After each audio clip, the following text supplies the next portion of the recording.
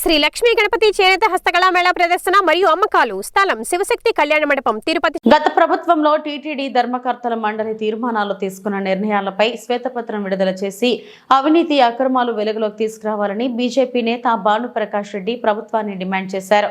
తిరుమలలో ఆయన మాట్లాడారు. టీటీడీ చైర్మన్ గా వ్యవహరించిన వైవి సుబ్బారెడ్డి, భూమన కరుణాకర్ రెడ్డిలు పెద్ద ఎత్తున అక్రమాలకు పాల్పడ్డారని, శ్రీవారి ఆలయానికి గండికొట్టిన వారిపై చట్ట ప్రకారం చర్యలు తీసుకోవాలని కోరారు.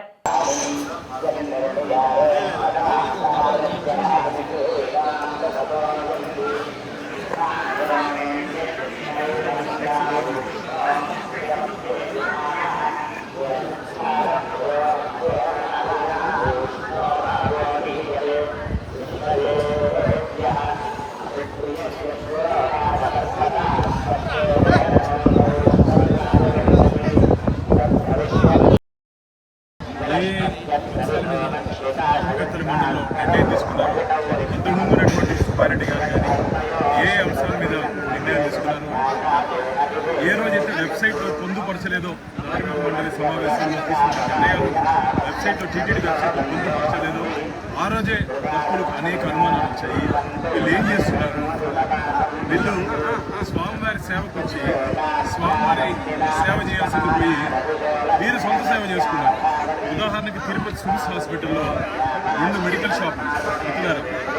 2 మెడికల్ షాపులు ప్రధానమంత్రి జన ఔషధ్ కింద ప్రయత్నం చేశారు. అనేక పర్యాలు ఎందుకు మీరు దాస్తున్నారు, మీరు అజెండాలో ఉన్నటువంటి అంశాలు బయట వాటి మేము డిమాండ్ చేస్తున్నాం. వెంటనే గౌరవ ఈవో గారు దీని మీద స్పందించి దీన్ని వెంటనే రద్దు చేసి తిరిగి టెండర్లు పిలవాలి. సక్రమ పద్ధతిలో నియమ నిబంధనలు అనుసరిస్తూ టెండర్లు పిలిచి స్వామివారి ఆదాయాన్ని, టీటీడీ ఆదాయాన్ని పెంచే దిశగా గౌరవ ఈవో గారు ప్రయత్నం చేయాలని చెప్పి వారి దృష్టి కూడా మేము ఇచ్చాము. ఇదే కాకుండా ఇంకా చాలా అంశాలు మాకు తెలిసినటువంటి